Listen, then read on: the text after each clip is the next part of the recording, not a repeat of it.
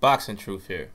Just want to give my post-fight reaction to the Jermell Charlo Erickson Lubin fight. Wasn't able to give a immediate reaction, but here's a day after reaction. Watched the fight again. Saw some comments on boxing Twitter. Saw some videos, and everyone's going in on Lubin, making fun of him, saying he's another PBC hype job. But what happened last night was a case where Lubin got caught with a punch he didn't see. It happens. It's boxing, and those are the worst shots to get hit with. It doesn't take much power or much force to get hurt by a shot or get really affected by a shot if you don't see it coming. And he ducked into it. He showed good quality in the first 2 minutes and something seconds of that fight. Felt he was actually winning the round up until the right uppercut that Jermell landed after missing his jab. And Erickson Lubin reacted to the jab, ducked into it, and got caught right on the kisser, right on the chin. And he was hurt. He was hurt pretty bad, but he did get up at the count of 8. He wasn't counted out. He didn't get knocked out, and he seemed to be fine almost immediately after the stoppage. He was effective in the first 5-6 seconds after getting hit by that right hand, the right uppercut. And it's a shame. I mean, Harvey Doc pretty much ruined this fight and what should have been a great matchup between two young guys, hungry lions in the division.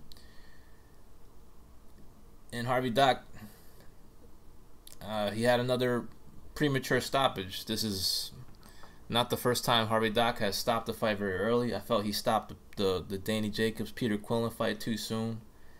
And this is the same case. He just didn't give Lubin a chance to recover. I mean, Lubin, he was dropped pretty bad early in his career in one of his earlier fights in the first round. So it's a common thing. Lubin in the past has shown some vulnerabilities early. He got dropped hard, but he was given a chance to recover in that fight, and he was able to bounce back and get a victory. But in this fight, he wasn't given a chance to recover. So everyone's saying it was too soon for the kid. It was too much of a leap. But he wasn't given a chance to recover by Harvey Doc. It could have been a case where Jermell could have proven that he's a worthy champion by being able to put a stamp on it, being able to legitimately stop him, drop him again, and make sure the stoppage was not premature. Or it could have been a case where Lubin got up, was able to overcome adversity, and was able to bounce back and get back into the fight. We was robbed of that because of fucking Harvey Doc. I mean, I can't fuck with this guy, man. He stops fights too prematurely, and it just takes away from the result. I'm not trying to take any credit away from Jermell, but, you know, the facts is facts. Lubin got up at the count of 8. He was not counted out. He was not knocked out. He was not asleep. He was hurt bad, but he wasn't put to sleep. He wasn't down for the full 10 count. He got up at the count of 8. Should have been given a chance to recover. I'm like, this is boxing, man. You're going to get hit. You're going to get dropped. You're going to get hurt. It was the only punch he got hit with. So I saw Lubin winning the first round. Jermell lands one punch, a punch that Lubin doesn't see, and Harvey Doc stops it. And that's the result. But, you know, Lubin, I'm not going to turn my back on him based on his loss. I still believe in his talent. He showed quality in the first 2 minutes and something seconds before he got caught with that right uppercut by Jermell.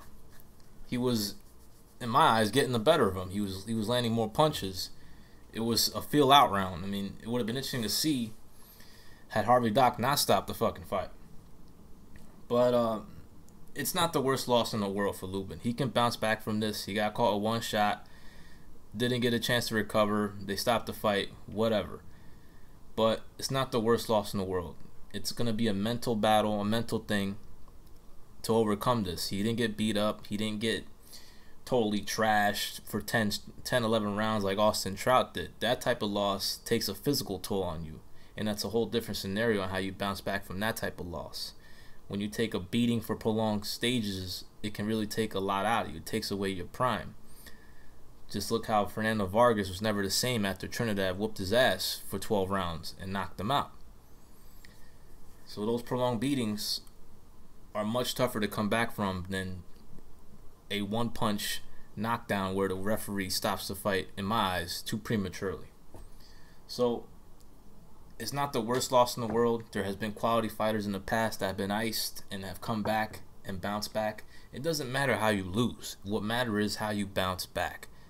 That's all that matters. That defines you as a fighter. That defines your character as a fighter. And there's been worse losses. There's been worse case scenarios. I mean, look at Badou Jack. He got knocked out by a fucking gatekeeper. I mean, he was iced. He was out for 10 seconds. He was down for the count. And to make matters worse, it was against a gatekeeper, a guy he was supposed to beat. But look at him now. He's considered among the top 15, 20 pound for pound fighters in the world. Some people consider him top 10 pound for pound among the elite fighters in the game. So it doesn't matter how you lose. All that matters is how you bounce back. Now Jermell, I know he's amped up. He gets a little emotional. Feels like people are against him, but he just comes off as as an asshole. I mean, the Charlo brothers do come off as assholes, and some people dig that behavior. They dig the fighters that like to wear the black hat. But Jermell just comes off as a complete asshole. He comes off as a sore winner. Like, alright, so Lubin talks shit before the fight. Who fucking cares? It's boxing. It's the fight game. Will you expect all your opponents to be nice to you? I mean, this is a lot on the line. I mean, this is for honor, for glory, for significant paydays down the road. Of course people are going to talk shit. Not all of your opponents are going to be respectful to you. But, you talk your shit before the fight. You have your fight. You have your battle. Whoever wins, that's it. The shit talking's over. Shake hands, show respect, show some class, and keep it moving. But, the Charlo brothers have been displaying that class. They've been sore winners. And I'm a fan of Jermell because he's more natural at being an asshole. But Jermell, he just comes off as very sensitive. A crybaby. And I'm still not convinced, bro. I still don't think you're a great fighter. Harvey Doc took away an opportunity to really put a definitive stoppage on Lubin. Lubin did get up. Should have been given a chance to recover. But you got the victory. Congratulations. You placed that punch very well. You threw it at the right time. And you threw it when Lubin wasn't aware of the shot. He didn't see the punch. And he was able to get a quick stoppage from Harvey Doc. So now you move on. You fulfilled your mandatory obligations. You can fight whoever you want now for the time being. You can push for a unification fight. You can cherry pick in the top 15 of the WC rankings. It's really up to you. But I'm still not convinced, Jermell. I still don't think you're the top junior middleweight in the world. I would have liked to have seen Harvey Doc given Lubin an opportunity to recover. But the fight's over. You're coming off as an asshole, not showing much class. And it's all good, bro. You're gonna get yours soon, B. You're gonna get yours soon. Jared Hurd will take care of you. This is Boxing Truth. I'm out.